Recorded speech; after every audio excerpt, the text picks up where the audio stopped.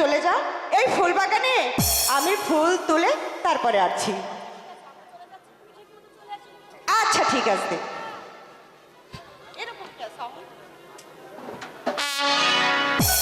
ইস, বাবা বাবা বাবা, কি সুন্দর ফুল ফুটেছে আমার ফুল বাগানে।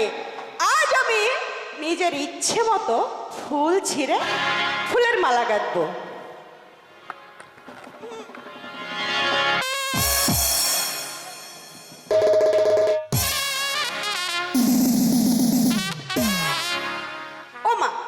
ওখানে তো কতগুলো মালা রয়েছে, এবার আমি কি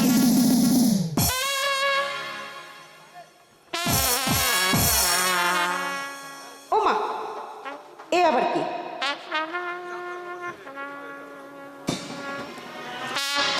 ইস,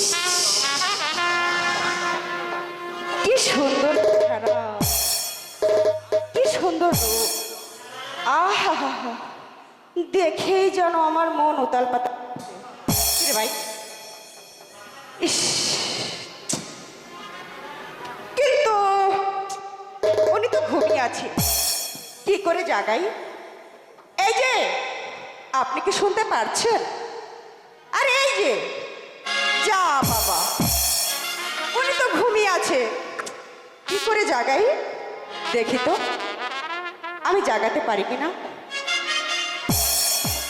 কে গো তুমি শুয়ে আছো ফুলের বাগানে, ফুলের বাগান।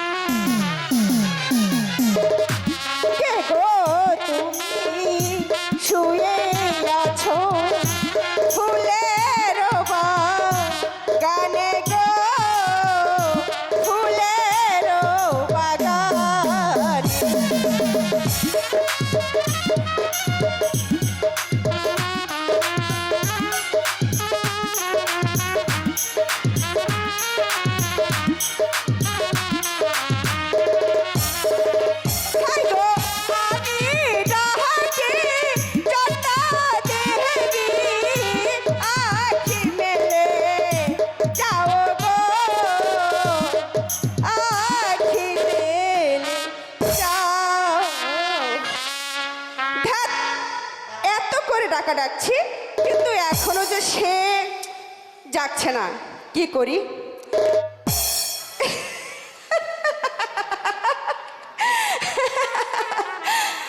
দেখি আমি যদি জাগাতে না পারি তবে আমার নাম তো চন্দ্রা দেবী নয়।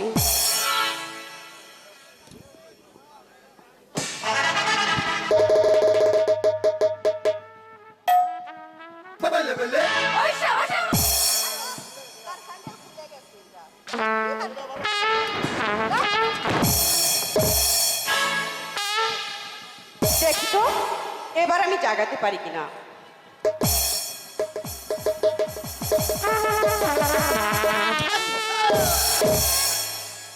শালার মশা মশা জ্বালায় ঘুমাতে পারছি না। এই, যা বাবা আবার ঘুমিয়ে পড়লো। আর একবার চেষ্টা করে দেখা যাক।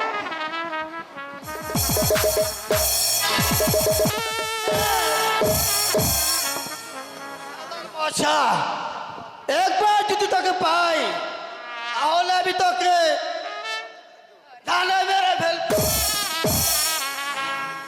আমি আবার একটু আরামে হ্যালো হ্যালো হ্যালো হ্যালো, এই যা আবার ঘুমিয়ে পড়লো।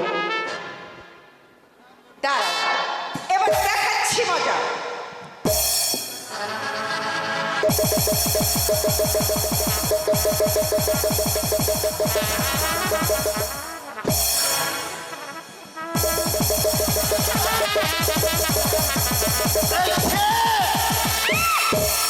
ওরে বাপরে বাপ, এ তো দেখছি বিরাট বড় মশা। মশা তো নয় বুঝি অপূর্ব সুন্দরী। এই কে তুমি? ও মা, মশা? আমি তো স্বপ্ন দেখছি না, তাহলে একটু চিমটিটা দেখি। আমি স্বপ্ন দেখছি না, বাস্তবে দেখছি। ওরে, কে তুমি? আমি পরে বলছি, তুমি বলো কি? শুয়েছিলাম আরামেতে, কেন জাগা দিলে গো, কেন জাগাইলে?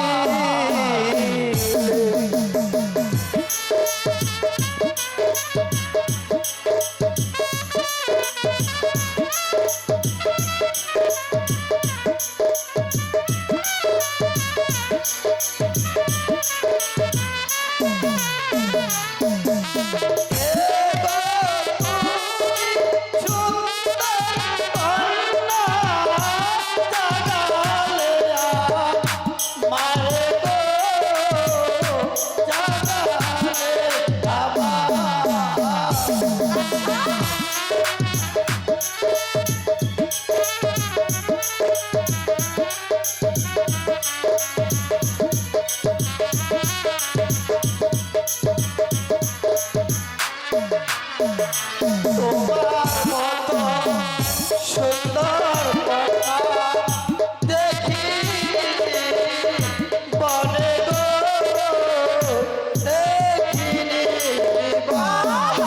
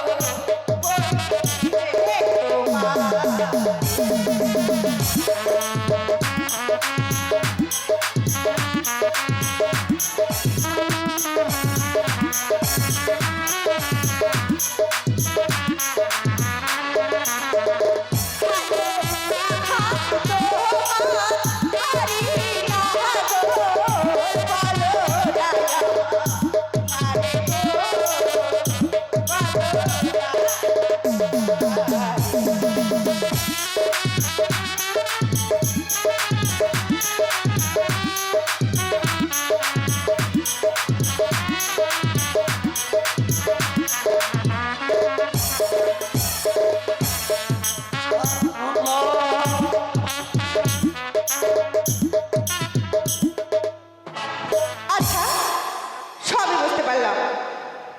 আচ্ছা বলো তো, কোথায় তোমার বাড়ি কন্যা, কোথায় তোমার ঘর গো,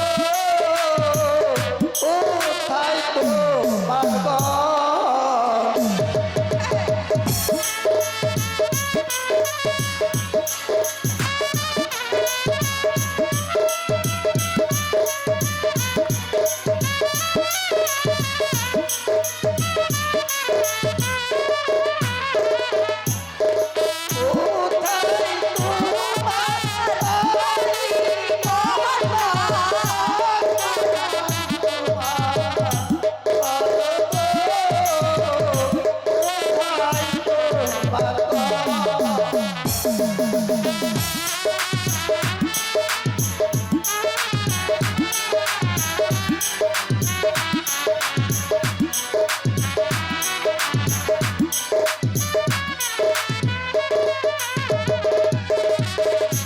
শোনো শোনো প্রাণ বন্ধু, যে তো মারে গো, এ তোমার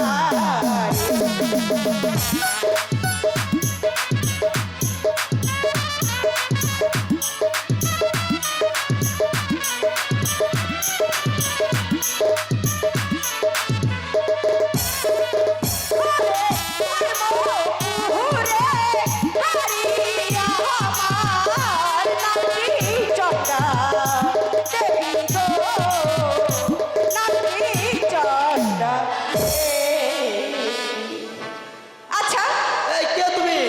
এই শোনো, আমি কে হ্যাঁ, এখনো আমাকে বুঝতে পারছো না আমি কে? না আমি বুঝতে পারিনি তুমি কে।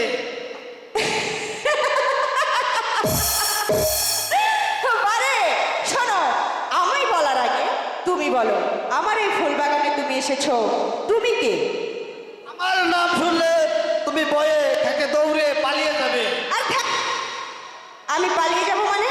আমার ফুল বাগানে আমি এসেছি, তোমার পরিচয় শুনে আমি পালিয়ে যাব এই মেয়ে তো আমি নয়। তুমি তোমার পরিচয়টা বলো। তাহলে আমার নাম শোনো, আমি হচ্ছি আকবর আলী গুন্ডার ছোট ভাই, হেকমত আলী গুন্ডা গুন্ডা গুন্ডা।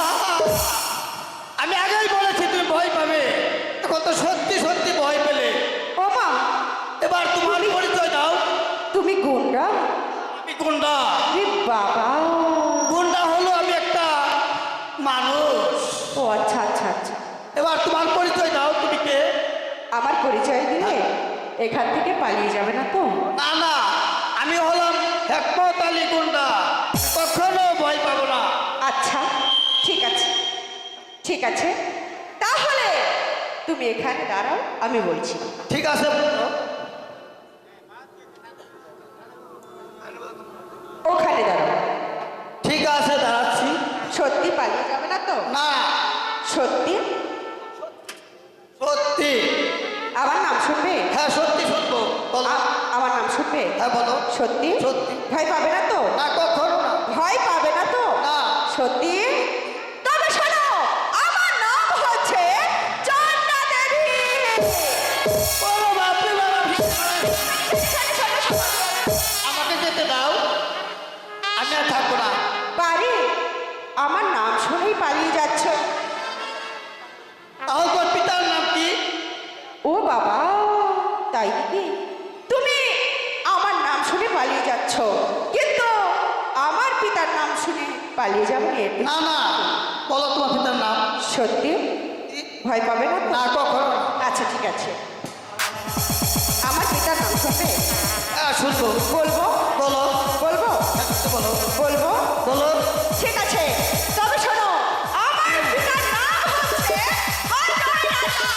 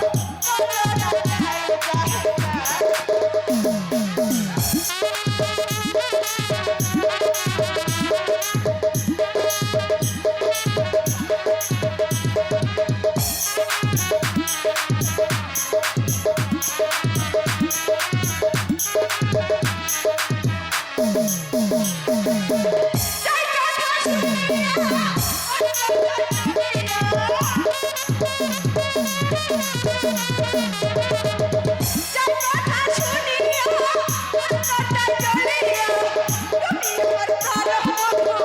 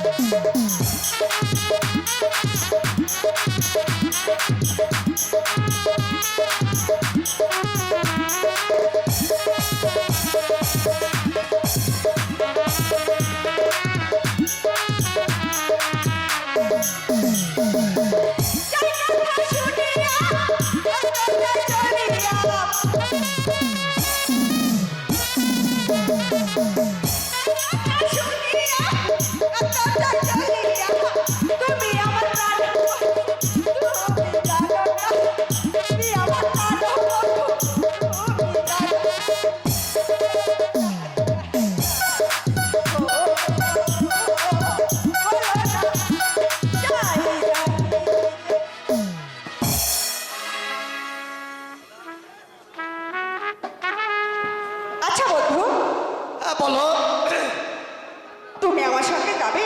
কোথায় যাব? আমার সঙ্গে? কোথায় যাবো তোমার সঙ্গে? কেন? আমার ওই রাজপ্রাসাদে। আমি যেতে পারবো না। এই চলো বলছি। না আমি যাবো না। যাবে না? না যাবো না। যাবে না? না যাবো না বলছি। আমি কি করে নিয়ে যেতে পারি জানো? ঠিক আছে, দেখি কিভাবে আমাকে নাও। যেও না, যেও না, যেও না রে বন্ধুয়া, যেও না, যেও না, যেও না রে বন্ধুয়া।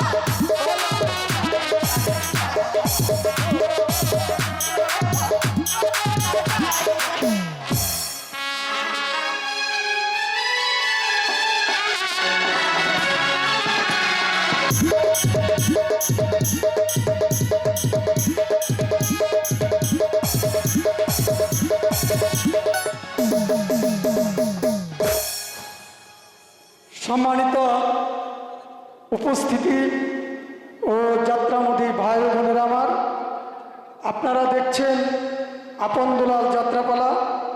এই আপন দুলাল যাত্রাপালার ধর্মদেবের অভিনয় দেখে সন্তুষ্ট হয়ে বাথুলির আরফান মিয়া ধর্মদেবকে 200 টাকা দিয়ে পুরস্কৃত করেছে। সেই সঙ্গে বাথুলির সাদাত হোসেন সাধু হেকমত গুন্ডার চরিত্রে খুশি হয়ে তাকে 100 টাকা দিয়ে পুরস্কৃত করেছে। সেই সঙ্গে বাথুলির লুকমান হোসেন হেকমত গুন্ডাকে মহারাজ, এই আপনি কি ভেবে ঠিক করেছেন মহারাজ? মন্ত্রী জং বাহাদুর, আমি কি করব আমি যে কিছুই বুঝতে পারছি না। তাছাড়া রাজ্যের মঙ্গলের জন্য আমাকে যে কাজ করতেই হবে, কিন্তু আমি আপন দুলাল আর সেনাপতি মীর কাসেমকে কি দিয়ে বোঝাবো? মহারাজ, সে ব্যাপারে আপনি নিশ্চিন্ত থাকুন। আপনি এই মুহূর্তে এই কার সঙ্গে বলে ডেকে দিন। মহারানী মারা যাবার পর থেকে আমার মনটা বিশেষ ভালো লাগছে না। তাই আপনি যাবে হরিণ শিকারিতে। উত্তম যুক্তি দিয়েছেন মন্ত্রী জং বাহাদুর। এই যে আছি সেনাপতি মীর কাসেমকে দরবারে মহারাজের জয় হোক, মহারাজের জয় হোক। আমাকে কিসের জন্য স্মরণ করেছেন মহারাজ? সেনাপতি মীর কাসেম মহারানী মারা যাওয়ার পর থেকে আমার মনটা বিশেষ ভালো যাচ্ছে না, তাই আমি মনস্থির করেছি আমি কয়েকদিনের জন্য মন্ত্রী জং বাহাদুরকে সঙ্গে করে নিয়ে হরিণ শিকার করতে যাব।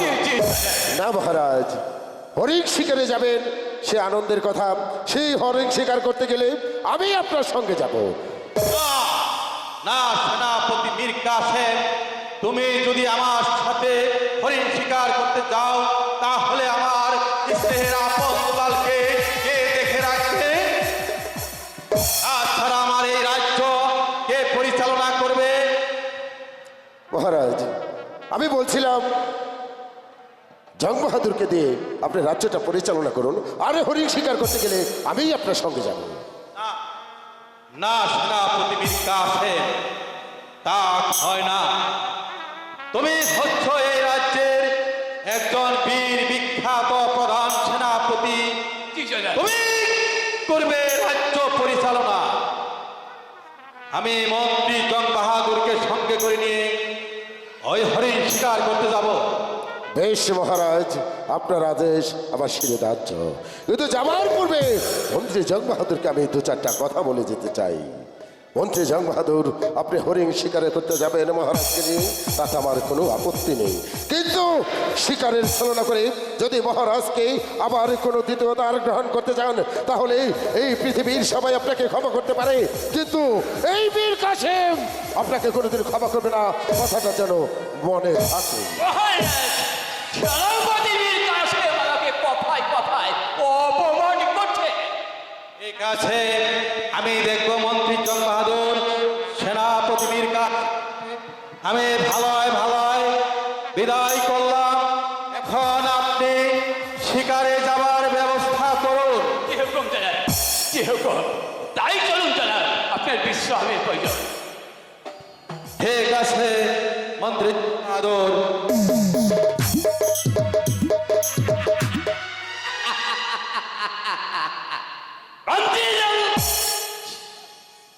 তোমাকে আমি দ্বিতীয় দ্বার গ্রহণ করাবো।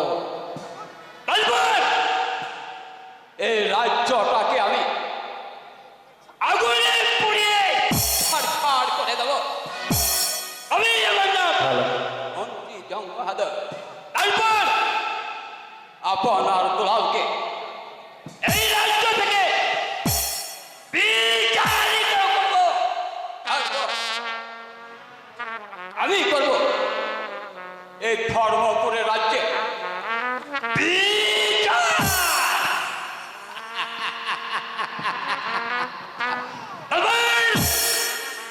তো জগকে বানাবো বেহেজ, বেহেজকে বানাবো